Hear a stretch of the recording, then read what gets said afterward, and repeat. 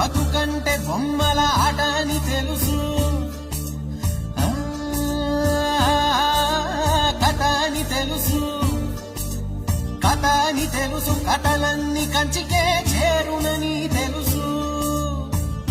తెలుసు తెర తొలుగుతుందని, తెలుసు తెల్లారుతుందని, తెలుసు ఈ కట్టె పుట్టుకుమంటదని, తెలుసు ఈ మట్టి మట్టిలో కలిసిపోతదని.